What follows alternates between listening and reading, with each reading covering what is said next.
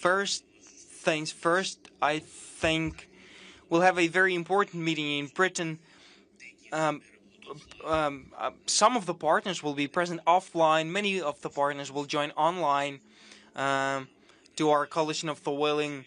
It must finalize as soon as possible the security guarantees for Ukraine. That's an important element for the end of this war, because one thing is to end Russian aggression, to stop Putin and stop him personally, because it's his personal will and desire to destroy Ukraine, to destroy Ukraine's independence, to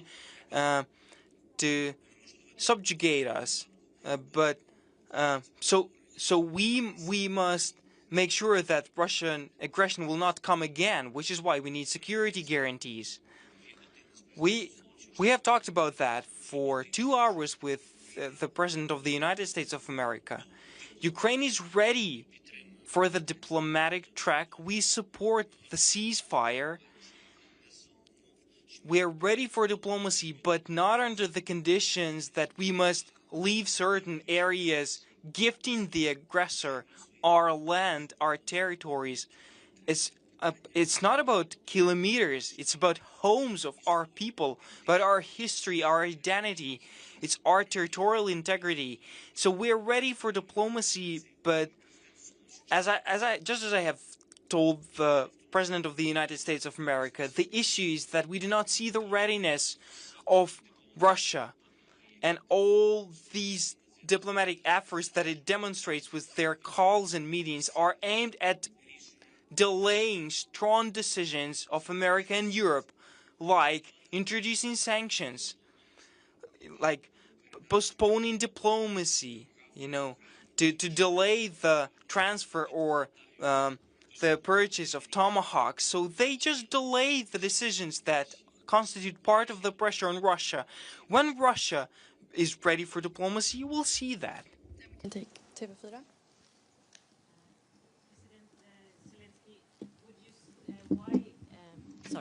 Sorry, President Zelensky. Why did you choose Gripen? And could you say something in English as well about the peace process? Yeah, please. Yeah. Yeah. Thank you very much. Why Gripens? So we know about your jets a lot. I'm not sure that everything, of course, only Sweden knows everything, but a lot. We can compare with other platforms.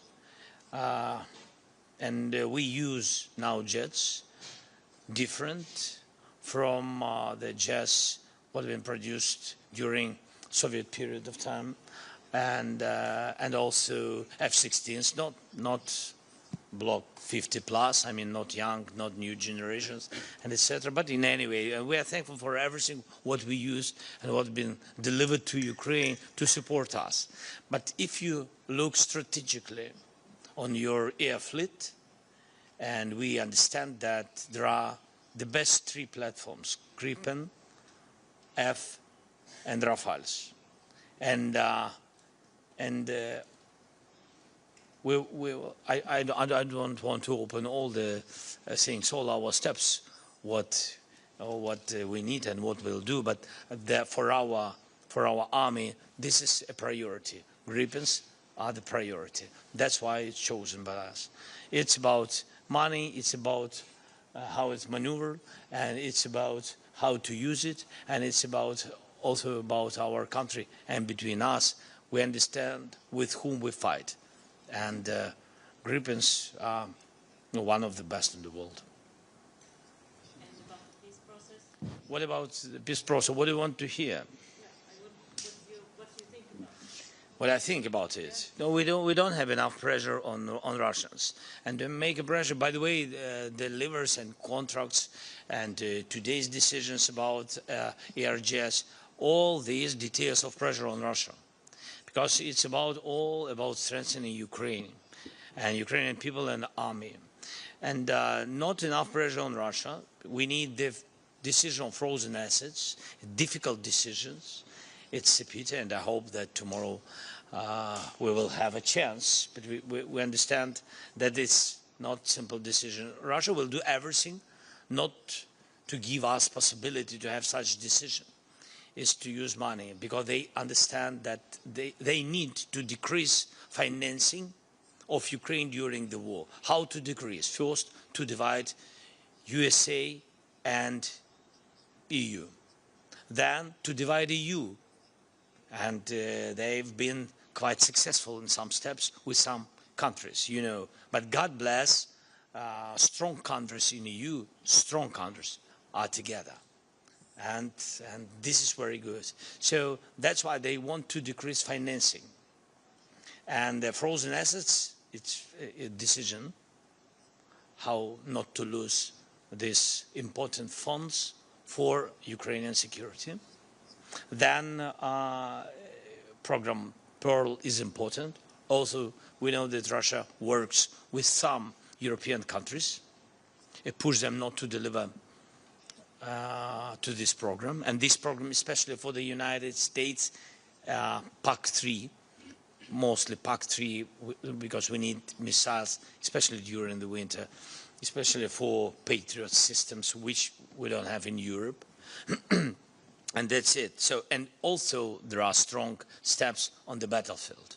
Russia's pushing disinformation in media, mostly in the United States today, also in Europe, that they win this war, that they are winning. But it's not true. They have losses, more than 1 million people, 1,300,000. Yes, that's it. So and their economy is decreasing. And of course, they are a rich country, and of course, they have a lot of money and funds and energy and etc. So sanctions on energy, this is also, but total sanctions, without games, real sanctions. So all these things will pressure them, and they will sit and speak. I very much agree on the frozen assets, and I think that was going to be one of the most important discussions for tomorrow. And I also very much agree that Russia will do anything they can to obstruct those decisions, because they would mean a game-changing difference if they were to be released, those assets. So don't underestimate the Russian efforts to obstruct, to make countries believe it's dangerous or to believe in threats. But we will do everything we can. We had a good step forwards last time. I hope we will have another step tomorrow. If I can, sorry. Please. I don't know the rules. I mean, we can't speak. We set the rules. Okay. So, I mean, it's very important signal to all Europeans. Don't be afraid of Russia with decision of frozen assets to some of these countries, because mostly they are on the right side of history. And I hope that they will not be afraid. Because if we have such unity as EU, Europe widely, with Ukraine, with UK, you are stronger than Russia. Yeah, that's why don't be afraid. It will help a lot. Thank you. Deepen? Hello, Pia Gripenberg, Swedish Daily Dagens Nyheter. Sorry for not speaking Ukrainian. This letter of intent is for the future. If you see in the short run, can JAS Gripen be of importance for Ukraine in the short run as well? And when it comes to the peace plan that a group of European countries are preparing, that includes freezing the front line as it is now, what's your opinion about that plan, and how will you be able to get Russia to the negotiation table, please? Thank you very much. So I'm not sure that we have some, thank you. I'm not sure that we have some schedule of Gripens for today, but we understand on what we can estimate, on what we can count. So, and I will not share now details of our estimation, but our teams will work on it. Of course, for us, this is important question. The second point about the plan of Europeans, there are propositions like from France, from some Europeans, and I think we understand each other, and some European countries really very helpful with it. They want to put their point of view, how it's not like a plan how to totally stop the war. It's a plan mostly about plan of ceasefire. And I know some steps of it, but we are really, we have to discuss it. It's not done. Yes, we have to discuss it. There are some propositions, and I'm very welcome when our real friends, strategic friends, and then when they propose their help, not just by the words, by steps, militarily, humanitarily, or such way diplomatically. Thank you. TT? Prime Minister Zelensky, first of all, I'd like to ask you, would you say that you're more or less optimistic that you will find a peace solution comparing to 1 year ago? And secondly, Ulf Kristersson, can you please elaborate a little bit on the financial solution here? You talked about a little bit about the frozen assets and so on, and but how much of a help would that be?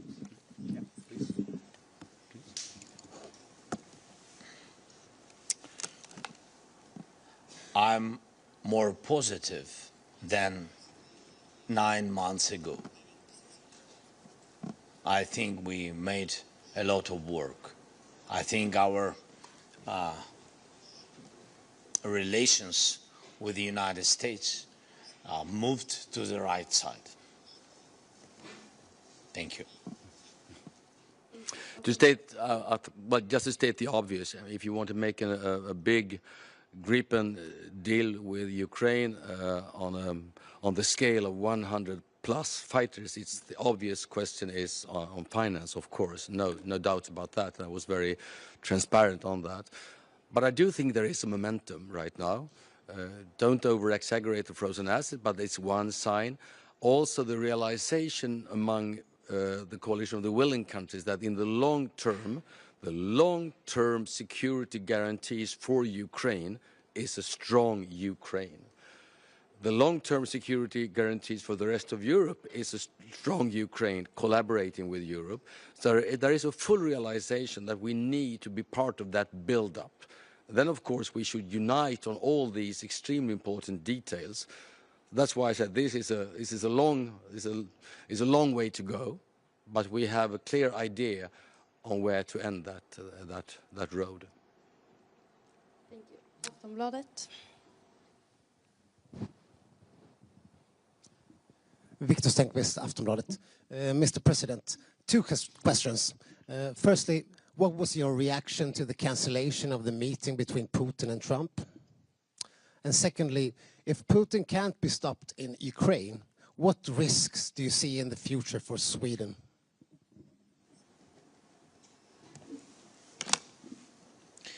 Europe will have risks. I don't know. I think Sweden is a very important part for EU, strong part, important part.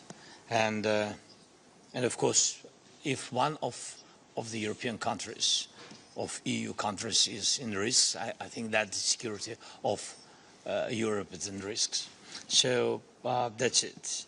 I think that I said about it, if we will not stop Putin, if we will not have a plan how to have a peace, so if we will not have minimum of this ceasefire, with understanding what to do next steps, so Putin can try to open new front somewhere, because for him Ukraine is very difficult. I'm not comparing our security or our military capability with other countries. No. I'm not trying to do it. I'm just say that we are in war so many years, and that's why I think other countries are not ready for such thing. It's like we've been at the very beginning of the war. It's understandable. So it's difficult to prepare for the war. It's not true that somebody can really prepare for the war, totally prepare, because psychologically, the most important, it's about people. Who is ready for the war? Who wants war? Normal people don't want. And it's understandable why. Because you are adequate people. You know, that's it. You don't want losses. Don't want to lose your family. And that's why I'm sure that the most important is strong society. But I think society is difficult again to prepare society for the war. And God bless that other countries will not do it. And that's why he will find, I think, he can think about other country, one or another, but not very big because it's difficult. Because it's difficult not only to occupy the part, it's very difficult to hold. Ukrainian territory is big, one of the reasons. So yes, our people, yes, we long in war, but our territory is big. That's why you need too much people to hold it, even after you occupied it, temporarily occupied it. You have to hold. You need more soldiers. And it's very expensive. And so a lot of details about it. I mean, that we can speak about it, yes, with details, but we need too much time for this discussion. That's why I think risks have, first of all, small countries. This is my opinion. And for Putin, doesn't matter. They are in NATO, in EU, or not. Thank you. And then we have the last question from Sveriges Radio. Panie prezydent, мене питання, але Mr. President, This is a question to both of you. As Ulf Kristersson says, this is a very urgent situation, but we can do things in the here and now. We can send old airplanes, as it were, that we have in Sweden. Is this a question that you have discussed at all? And in that case, when could Ukraine receive planes that we are not using at the moment? But we have said oftentimes, in fact, that we are part of this coalition discussing defense in Ukraine, and we haven't. We know, in fact, that that there are Gripen aircraft that Sweden isn't using, and we sent, in fact, in an agreement to radar surveillance aircraft to Ukraine. That was the best thing that we could do at that time, that these F-16 aircraft operating in Ukraine at the moment, that they also had greater capacity through the radar ability that we can offer, instead of at the same time introducing 2 new small-scale fighter systems in Ukraine. But this is something that can change. Of course, we haven't changed that assessment at the moment. At the moment, we're fully occupied with, in fact, introducing the radar surveillance for those fighter jets. Thank you. Last question. Ja, Julia från SVT. Jag har en fråga om den här. I have a question with regard to this letter of intent presented here today. What does that entail in practice? So when can you start selling these aircraft to Ukraine? And for the production here in Linköping at Saab here in Linköping, what does that mean to them? That's a very important question. The first thing that we need to do now is to look together at all possibilities that we can find for financing for the long term for Ukraine. This was already ongoing, and together with the reconstruction of Ukraine as well. And there, the discussion about the frozen assets is a very important part. Now, we're talking about the latest generation that was introduced just the other day here in Sweden. Now, that production capacity is just being established at the moment. So in practice, we're talking about within 3 years. That's when we can start delivering. And then, of course, you don't deliver 150 aircraft all in one go. This is a long-term process, which means that we're talking about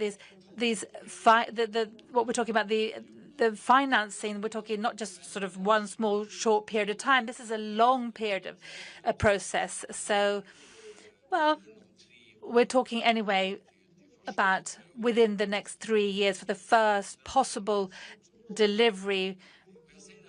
That's possible, as I said. And I'm saying that, I'm not saying, I'd like to underline that this isn't something that is done in the here and now. I just like to say, but we are just showing what our will, our desire, and this is how all major projects start. In fact, to be honest, I mean, if everything had, been done and dusted, then of course we would have been too late.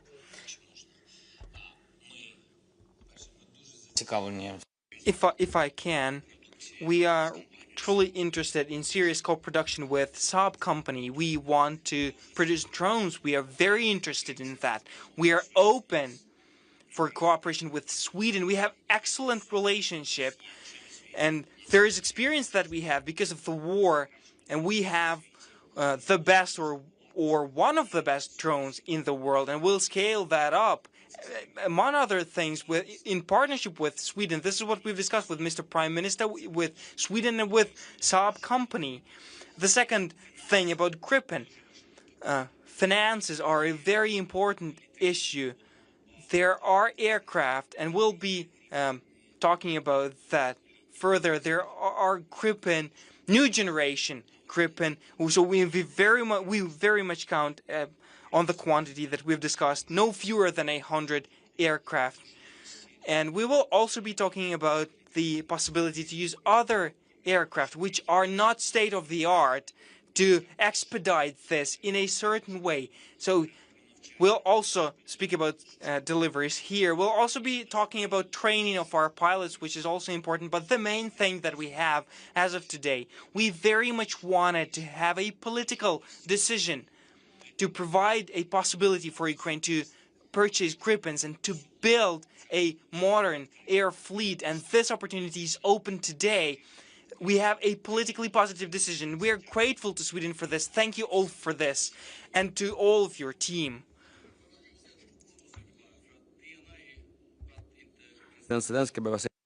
Now, let me just say, President Zelensky, we are learning a great deal from President Zelensky. Drones were mentioned, civilian defense, all this, the will to defend, all of this. These are things that we have learned from Ukraine over the years. So let's not underestimate this.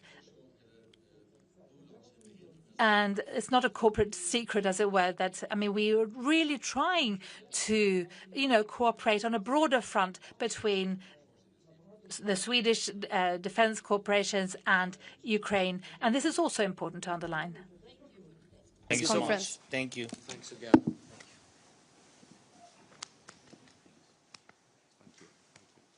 It's a beauty.